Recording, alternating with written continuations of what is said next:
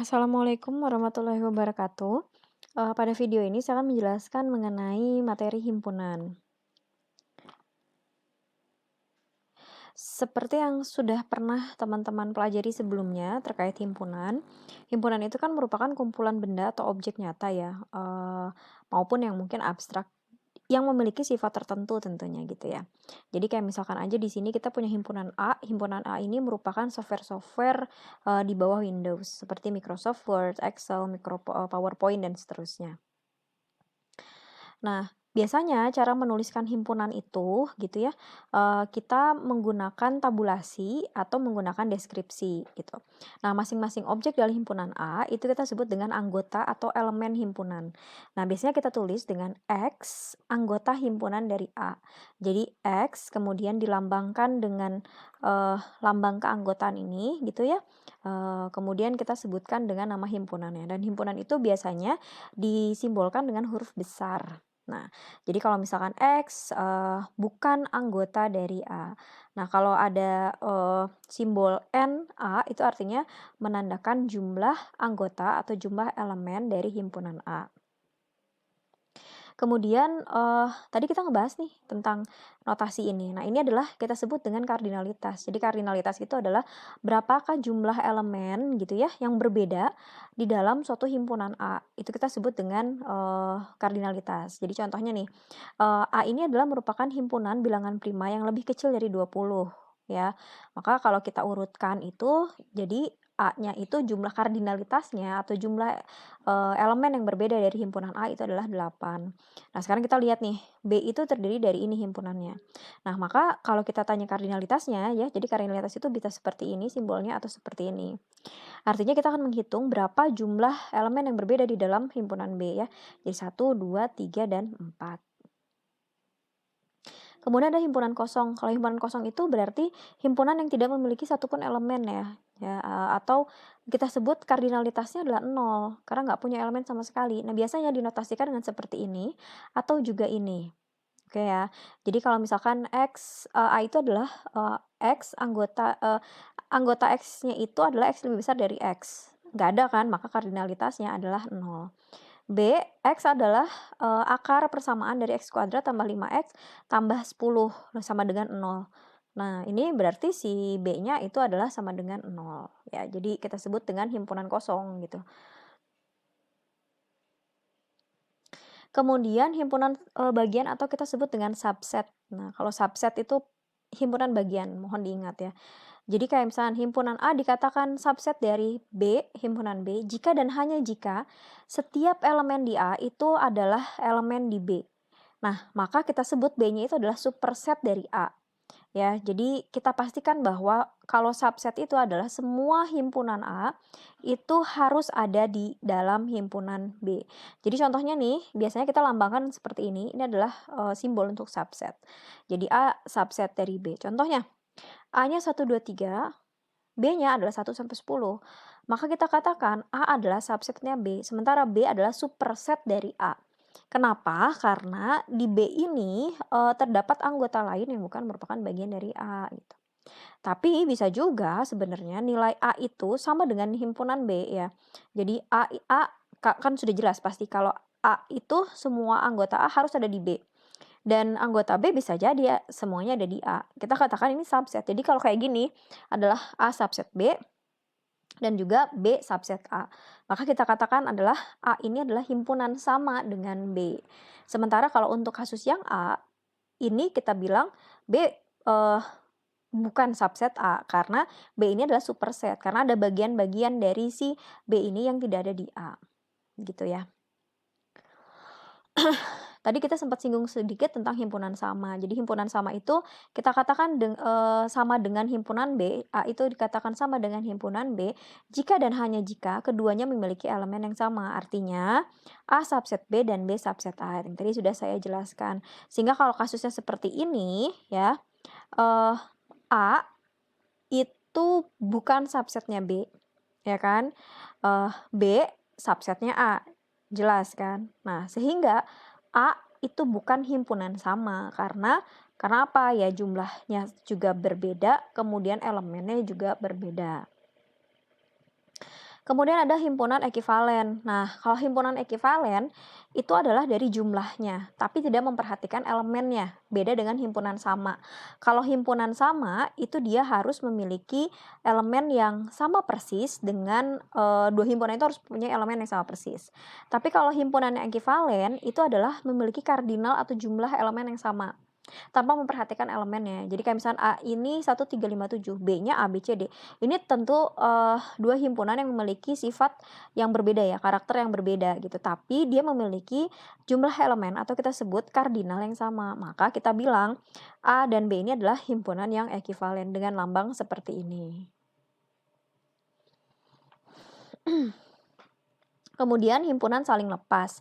Nah, kalau himpunan saling lepas, ini artinya adalah dua himpunan yang dikatakan saling lepas jika dan hanya jika keduanya tidak memiliki elemen yang sama. Jadi kayak misalkan nih, ini kayak gini, ya 1357, B-nya A, B, C, D. Nah, kita bilang ini adalah himpunan saling lepas karena elemennya nggak ada yang sama. Tapi kita bilang ini adalah himpunan ekivalen karena kardinalnya sama gitu. Nah, supaya dua himpunan itu tidak memiliki yang ini ya, tidak menjadi himpunan yang ekivalen, maka berikan aja satu anggota di A atau di B sehingga jumlahnya berbeda gitu ya. Nah, itu akan menjadi himpunan yang tidak ekivalen gitu.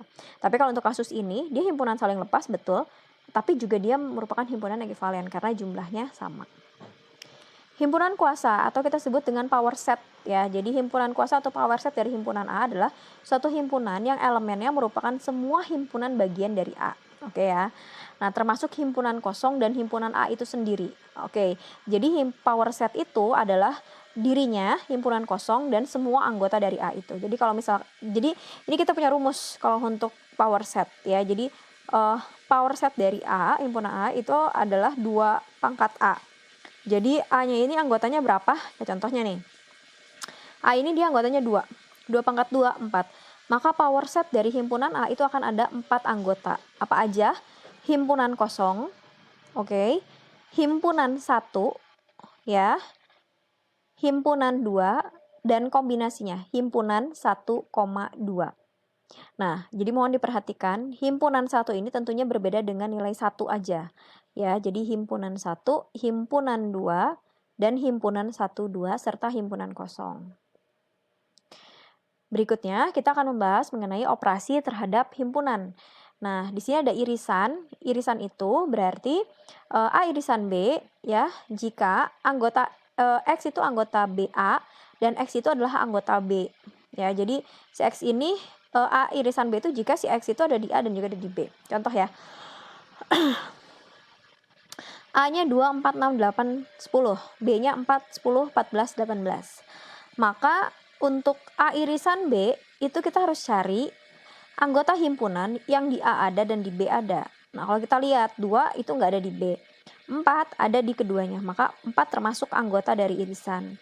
6 nggak ada, 8 nggak ada, 10 ada. Maka si A irisan B di sini adalah 4 dan 10. Sementara kalau yang ini semua anggotanya nggak ada yang sama. Maka kita bilang bahwa A irisan B-nya adalah himpunan kosong. Artinya kita sebut ini adalah himpunan saling lepas gitu ya.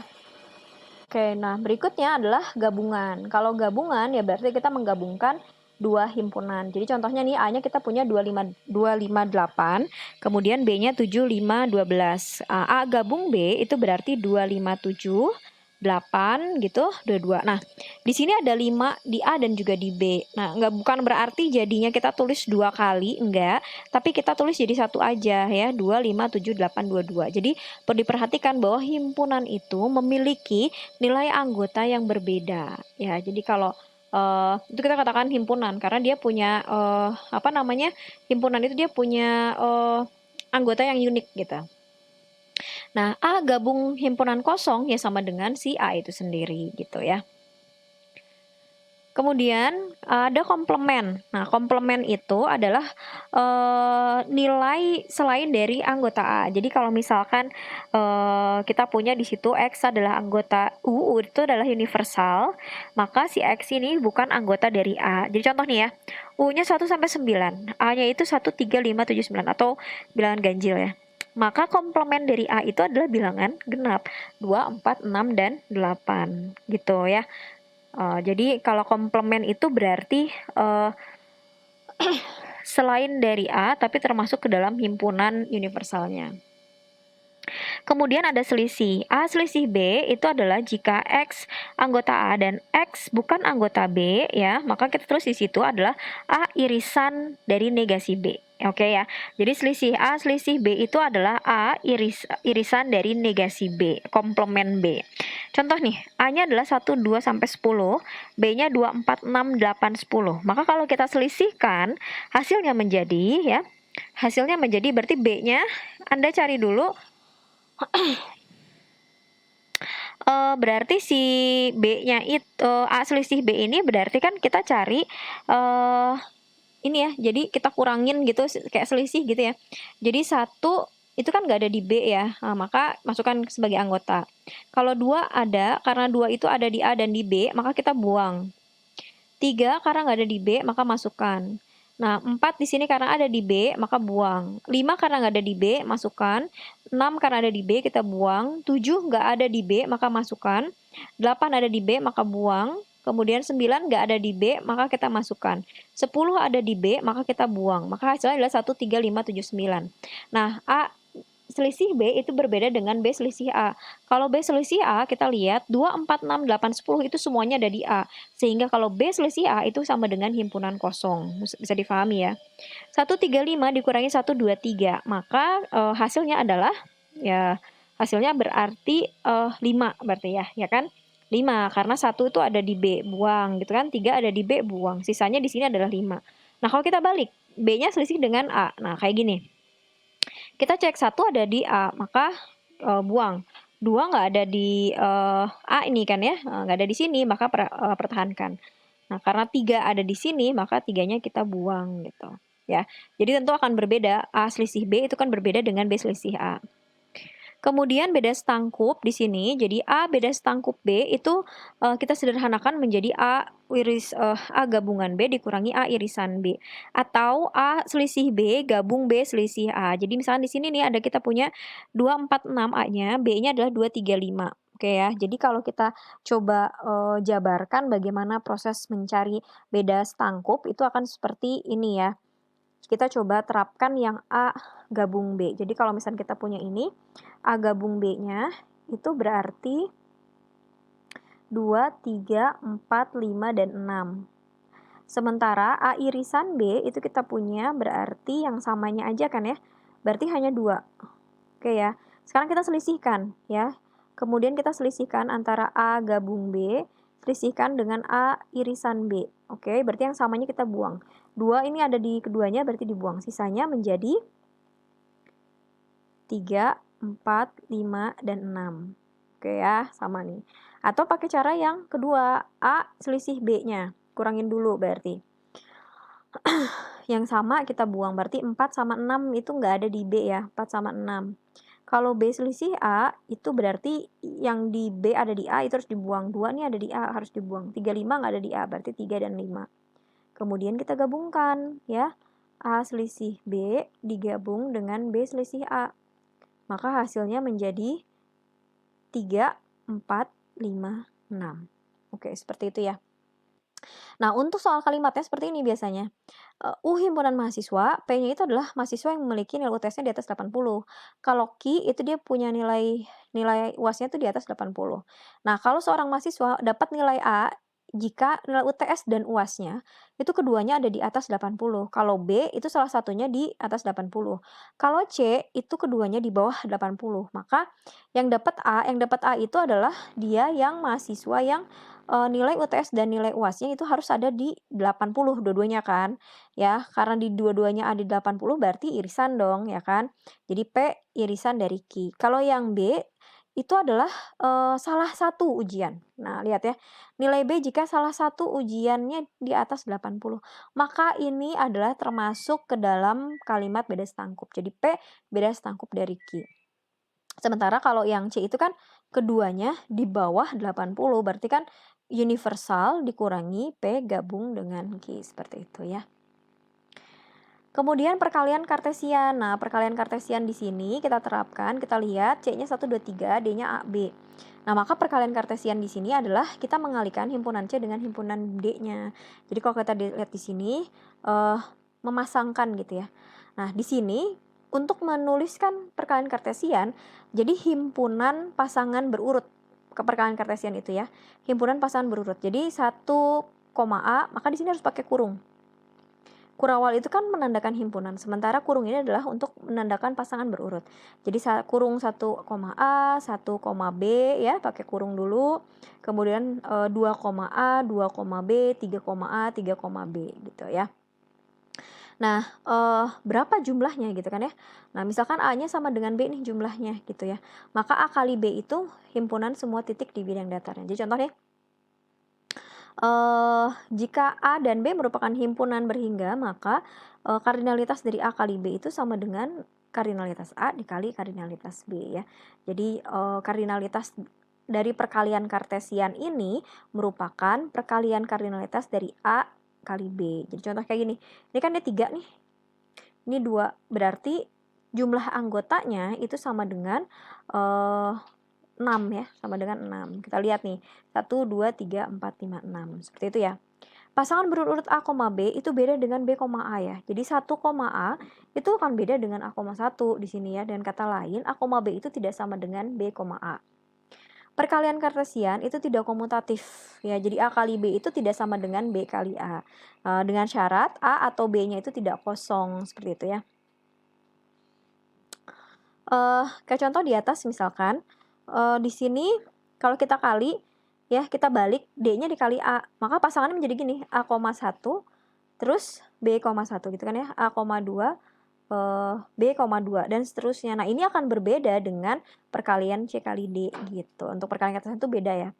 Jika A-nya adalah himpunan kosong, B-nya himpunan kosong, A kali B ya, dan B kali A ya sama dengan himpunan kosong. Karena di sini kan sama-sama himpunan kosong. Ini apa namanya? Berkaitan dengan yang poin nomor 3 ini gitu. Nah, ini contoh nih. Himpunan makanan gitu ya, kita punya ini, himpunan minumannya ini. Berapa banyak kombinasinya? Ya, berarti kan dari kardinalitas dari A kali B kan. Berarti kardinal A dikali kardinal B. Ini kan jumlahnya 4, 1, 2, 3, 4. Yang B-nya 1, 2, 3. Berarti 4 kali 3 yaitu 12. Pasangannya gimana? Karena A kali B ya berarti soto, Coca-Cola gitu sini ya. Berarti S, C, pasangan S, C, kemudian S, T, S, D gitu, G, C dan seterusnya. Nah, sekarang kita coba latihan di sini. Daftarkan semua anggota himpunan ya. Subset dari power set dari himpunan kosong. Power set dari himpunan kosong ini berarti adalah himpunan kosongnya. Ya, himpunan kosongnya sendiri. Oke. Kemudian himpunan kosong dikali power set dari himpunan kosong. Himpunan kosongnya ini ya power setnya. Power set himpunan kosong dikali dengan himpunan kosong. Maka hasilnya akan menjadi himpunan kosong aja.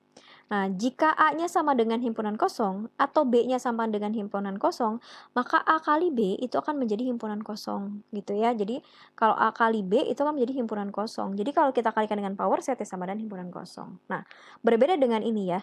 Ini adalah himpunan dari himpunan kosong dikali power setnya. Nah, artinya kalau yang C ini akan seperti ini, himpunan-himpunan kosong dikali himpunan-himpunan kosong. Maka hasilnya menjadi ya, hasilnya adalah kurung gitu, pasangan berurut dari himpunan kosong, himpunan kosong gitu. Kemudian nih, berapa power set atau power set dari power set 3. Oh, jadi cari dulu power set 3-nya, himpunan 3, kemudian nanti di power setkan. Oke ya. Berarti kita cari nih power set 3, himpunan 3 itu apa? Himpunan kosong dan himpunan 3. Ya, himpunan kosong dan himpunan 3-nya kan gitu ya. Nah, kemudian cari power set dari sini, berarti akan jadi 4 ya. Ini kan anggotanya 1, berarti 2 pangkat 1 adalah 2, ini 2 nih anggotanya. Karena ini adalah anggotanya 2, maka power setnya adalah 2 pangkat 2 menjadi 4, yaitu himpunan kosong, himpunan-himpunan kosong, himpunan-himpunan 3, jadi kurawalnya 3, kemudian kombinasinya himpunan dari himpunan kosong dan dari ini ya, himpunan 3. Nah, seperti ini ya teman-teman ya. Oke. Sekian, nanti kita lanjut di video yang berikutnya. Terima kasih.